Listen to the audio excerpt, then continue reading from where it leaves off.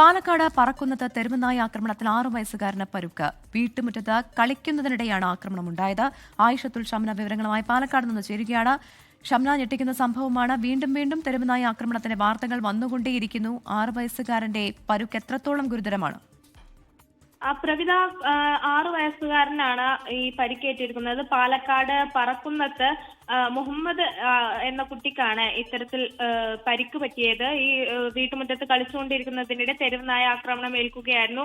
ഇന്ന് തന്നെ പാലക്കാട് മറ്റൊരു ഭാഗത്ത് മണ്ണാർക്കാട് ഭാഗത്തും ഒരു 15-കാരിക്ക് നേരെ തെരുവുനായ ആക്രമണം ഉണ്ടാകുന്ന ഒരു സംഭവം ഉണ്ടായി. അതും ഇത്തരത്തിൽ വീടിന്റെ സിറ്റ് ഔട്ടിൽ നിൽക്കുമ്പോൾ, സ്കൂളിൽ പോവാൻ വേണ്ടി തയ്യാറായി നിൽക്കുമ്പോഴാണ് തെരുവുനായ ഓടി വന്ന് ഈ കുട്ടിയെ ആക്രമിക്കുന്നത്.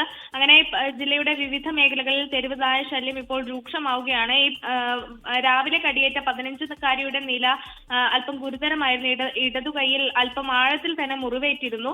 പിന്നീട് കുട്ടി ആശുപത്രിയിൽ ചികിത്സ നേടുന്ന സ്ഥിതിയാണ് ഉണ്ടായത്. ഈ 5 വയസ്സുകാരന് നേരെ ഉണ്ടായ ആക്രമണവും അത്തരത്തിൽ തന്നെ ഈ കുട്ടിയുടെ കൈക്ക് കടിയേൽക്കുന്ന സ്ഥിതിയാണ് ഉണ്ടായത്. നിലവിൽ കുട്ടിയുടെ നില ഗുരുതരമല്ല എന്നാണ് മനസ്സിലാക്കുന്നത്. എന്തായാലും ജില്ലയുടെ വിവിധ മേഖലകളിൽ ഇത്തരത്തിൽ തെരുവുനായ ശല്യം രൂക്ഷമാകുന്നു എന്നതാണ് സാഹചര്യം. പ്രവിത, ആയിഷത്തുൽ ഷംനയാണ് വിവരങ്ങൾ നൽകിയത്.